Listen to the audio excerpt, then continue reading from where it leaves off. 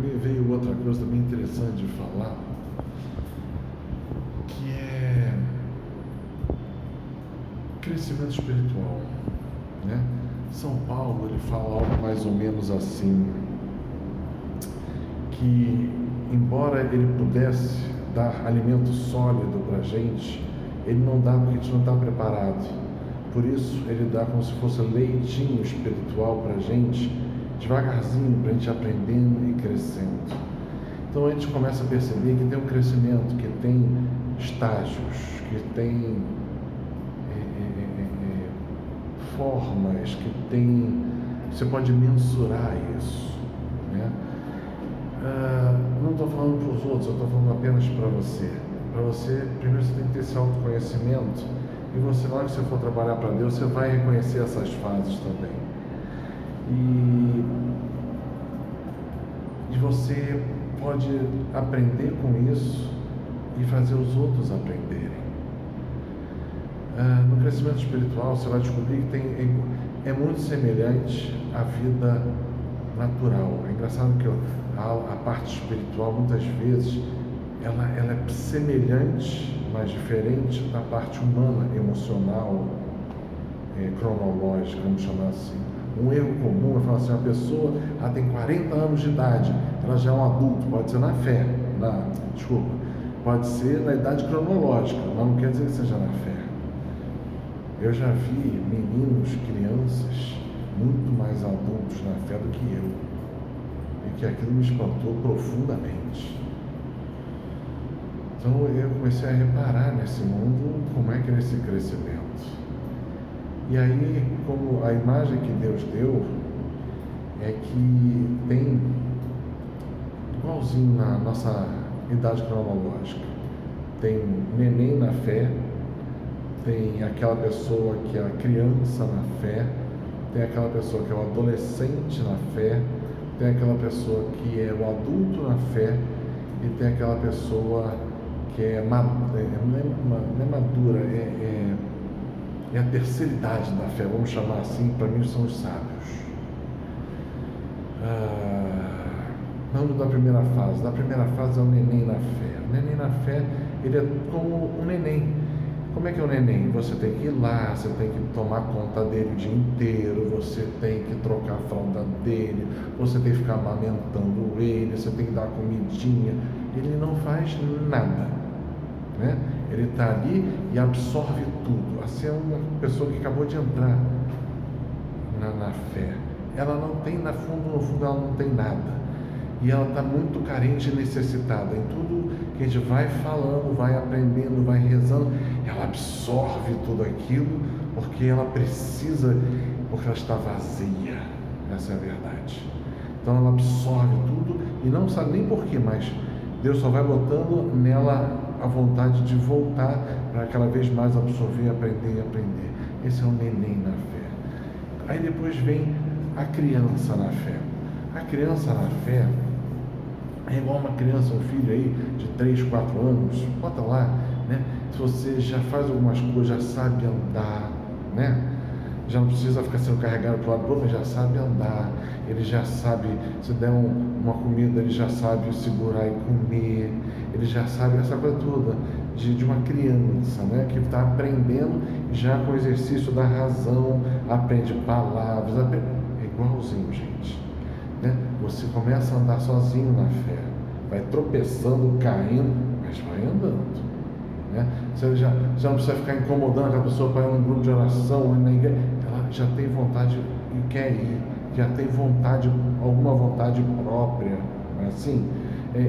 Se vocês dão uma revistinha, a criança não lê, então aqueles livros mais iniciais para questões de fé, você pode ler que nem criança, que vai devorar aquele livro, que tem vontade de conhecimento, já começa a perceber nas pregações uma coisa interessante, aprendizado, já começa a elaborar um aprendizado, já começa a elaborar as questões de fé, já começa a seguir as questões de fé.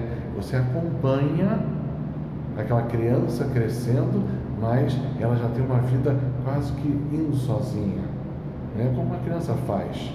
No começo, você vai dando a mão, ela vai crescendo, daqui a pouco não está dando mais a mão para você não. Já está começando a andar sozinho, que daqui a pouco não quer nem dar mais a mão, já quer fazer tudo sozinho, e você vai acompanhando e vai dando todos aqueles toques necessários para ela ir crescendo e suprindo. Nessa fase, você tem que dar para essas pessoas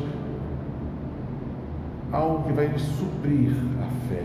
Então você vai introduzindo a Bíblia, você vai introduzindo filmes, você vai introduzindo livros, ela vai adorar fazer retiros, né? Ela vai aprender, ela está muito cheia de sede, quer.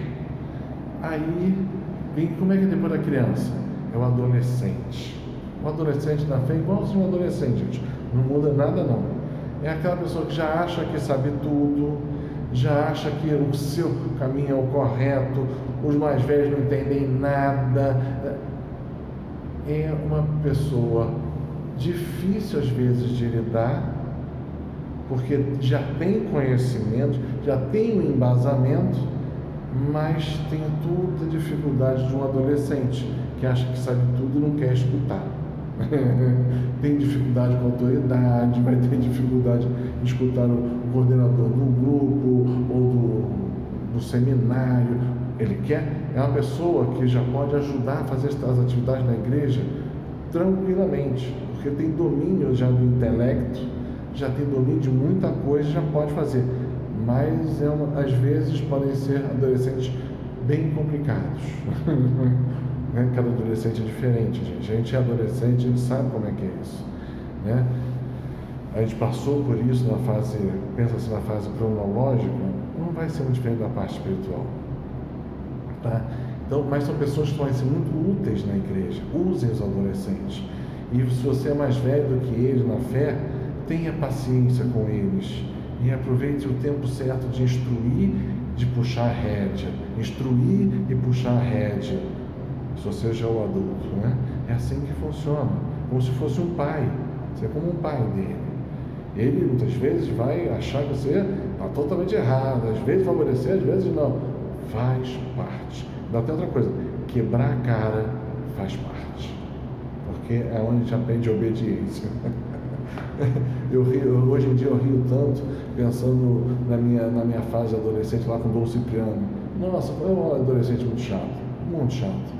Nossa, então os que tenho hoje, os adolescentes que eu passo por hoje na vida, eu rio porque eu me encontro muito nele e começo a rir.